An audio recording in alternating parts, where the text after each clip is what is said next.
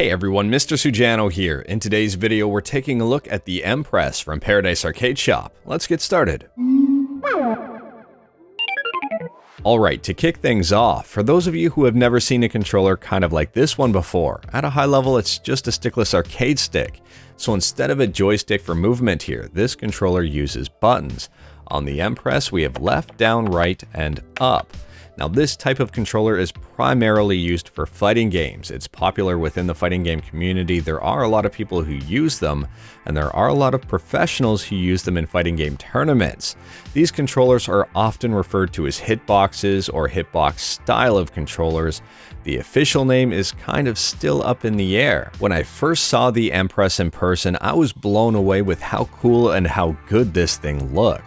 The artwork on this has a 3D effect, so Paradise Arcade Shop used my logo here when they created it, and they have it on different layers. It looks really, really good. Now I went with the white base and the smoke color buttons, but there are different color options available here, and I'll go over those in a minute. Looking at the top panel here, we have our movement buttons, left, down, right, and up. We have our action buttons, for example, A, B, X, Y, L, and R.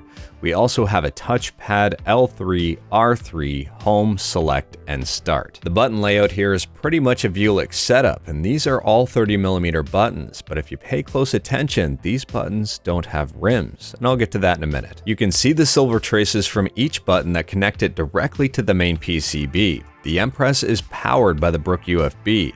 That means it's compatible with the Xbox Series X and S, Xbox One, Xbox 360, PS4, PS3, Nintendo Switch, Nintendo Wii U, the PC, NEOGEO Mini, PlayStation Classic, and Sega Genesis Mini. This controller is compatible with a ton of different systems. On the underside of the MPress, you can see that Paradise Arcade Shop went all out and made another 3D effect for artwork. This looks incredible. This Fightstick has 5 different layers in total. We have the PCB in the center sandwiched by 2 layers of plexi on either side, and the total thickness is less than 1 inch. On the front of the MPress, there's a USB-C port for connecting it, and that's something I really like to see. There's also a switch here, and this switch toggles the top row of buttons on and off.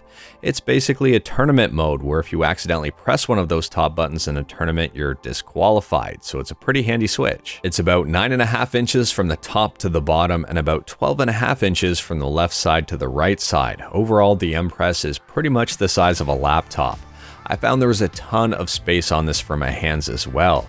My hands aren't the smallest and it was really comfortable to use. My hands really didn't creep up over the edge too much. Whether I played with my hands really spread out or whether I put my hands closer together, I always found I had room on here. And on the plus side here, the edges around the entire top panel are beveled and smoothed. So if your hands do go over the edge just a little bit, it's still pretty comfortable. For those that are curious, because I'm probably going to get asked this question, here's the Snackbox Micro beside the MPress. Here's the Snackbox Micro lined up directly on top of the MPress. And lastly, here's the height difference between the MPress and the Micro. There are a total of 7 screws holding the MPress together, so let's open it up. The very first thing I noticed was how Paradise Arcade Shop created the 3D effect with my logo. They printed something directly on the PCB, they printed something on the top of the plexi, and they printed the last part of my logo on the bottom part of the plexi. Overall, I think that's really clever and really cool. Here's a better look at the button traces that go directly into the Brook USB. One thing I did notice is that each micro switch is directly soldered onto the PCB here, so I do have to be careful when I'm taking off the caps in order to not rip them off the PCB. To ensure I didn't accidentally rip the micro switches off the PCB, I used a flathead screwdriver to put pressure on the top of the micro switch while I lifted off the button. My MPress has been outfitted with red Cherry MX switches. This is impressive and also incredibly awesome. If you are curious, here is the MPress in all of its deconstructed glory. You can actually use it like this if you wanted to, but I wouldn't recommend it. If you're curious about the durability, they ran the MPress over with a car and it didn't break. It held together pretty good. I'll leave a link to this video in the description below if you do want to check it out. I think it's worth a watch. Now, spending a moment on these rimless buttons, if you take a look here, each of these buttons has tabs on the outside of it, and these tabs are held down by the top plexi on the MPress. And you can also see that this top plexi pulls down the button buttons ever so slightly, and there's a reason for that. What they've done here is shorten the throw on these MX switches by 0.6 millimeters, which means they activate a heck of a lot quicker. This is really good for performance. After I put the MPress back together, I noticed something wasn't quite right. The throw distance between a number of different buttons was different. If you take a look at the button on the left here and then take a look at the button on the right, the button on the left sticks out far more than the button on the right, and both of them are pressed down all the way. After some investigation, I realized that I accidentally over-tightened some screws. You can see the screw here poking out of the bottom of the stick. So when I over-tightened the screw, what ended up happening was it yanked up the PCB, which shortened up the throw distance even more. Fortunately, to fix this issue, all I really had to do was loosen up the screws a little bit, and that fixed everything. For those that are curious, here's how the MPress sounds when I press the buttons. I'll start out with softer button presses and end up with harder ones.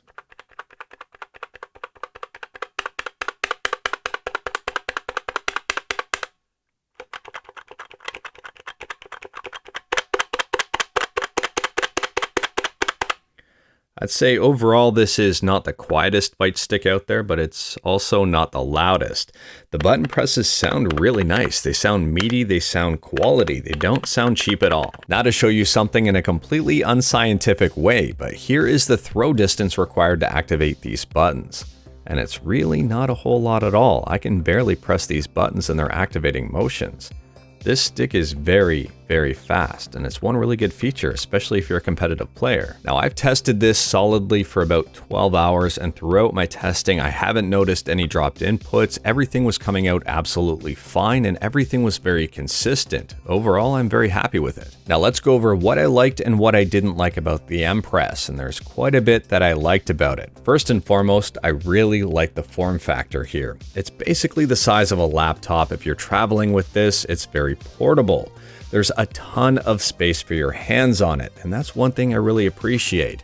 If you're playing this on your lap for a long session, or if you're playing this on your desk, you can rest your palms on this in pretty much any configuration possible, and it's going to be comfortable. Well, it was for me at least anyway. I love the fact that they went with a Brook USB to try to make it compatible with as many systems as possible. I like that this stick allows you to get pretty crazy with the artwork if you want to, and to create some pretty cool 3D effects. The USB-C port is a plus, and so is the tournament switch that disables this top row of buttons. And speaking about the buttons, I like the ingenuity here to hold down the buttons 0.6 millimeters to reduce the overall travel distance. These buttons are extremely fast. And keeping on the custom theme here, Paradise Arcade Shop lets you choose the PCB color, the button color, and the Cherry MX switch color. For me, I went with the white PCB, the smoke buttons, and the silent red switches. They also have the option here to make these switches hot swappable so they're not soldered in. Here's a few examples of some custom work from people who have MPresses, and I think these turned out pretty good. Now for my dislikes about the MPress. I have a couple of them, but they're not really showstoppers. My first dislike here is the fact that the back plexi scratches extremely easily. I've already scratched mine a couple of times just by placing it on my desk and using it. So what I'm going to have to do is put some rubber feet or just something on it to raise it up off the desk a little bit when I'm using it. That's just a heads up here that if you do have artwork on the bottom, be careful. The second and third dislikes I have about the MPress have to do with reassembling it after taking it apart. So it was very easy for me at least to over tighten the screws and kind of screw up how the buttons function. Granted, this was a pretty easy fix, but at the same time it took me a little bit to figure out what the heck was wrong. It was also a pain to get all the plexiglass and PCB lined up perfectly. They slide around just a little bit even when all the screws are in if they're not tightened up. Since the button cutouts in the plexi are so close to the buttons, if things aren't lined up perfectly, the buttons can bind a little bit. The fourth thing that I'm not the biggest fan of is the fact that the USB-C port isn't recessed all that much. It does put a little bit of extra strain on your cable and introduces a little bit of risk of breaking it. And the last thing, this is merely personal preference, but I kind of wish they included their LEDs on this. They have one of the best LED kits on the market right now. Now in terms of cost, the MPress will set you back $225, which is $25 more expensive than a standard Hitbox. but the MPress does come with the Brook UFB, and in my opinion, overall, the MPress is definitely worth it. To me, the MPress is kind of like the Ferrari of all button controllers. It performs well, it's extremely fast, it looks good, and if you take care of it, it'll take care of you. In terms of overall performance, the MPress is a beast. This thing is incredibly hard to beat. If you're interested at all in Hitbox style of controllers, I'd probably recommend checking out the MPress. I would actually really recommend checking out the MPress. This is an amazing controller. On the other hand though, if you'd rather have a joystick instead of buttons for moving around, pay attention to the Paradise Arcade Shop Twitter account because this looks like an MPress with a joystick. Now, Brian from Paradise Arcade Shop told me that they plan on using the MPress as a platform to showcase a bunch of new exciting products. This kind of tells me there's a whole lot more in store for the MPress, which is pretty impressive. Anyways, that is all I've got for today. Huge shout out to Paradise Arcade Shop for providing this MPress for me to review. Let me know your thoughts on the MPress in the comments below. If you like this video, leave a like. If you didn't like this video, leave a like. Hit that subscribe button, check out my other videos. Thank you everyone, take care.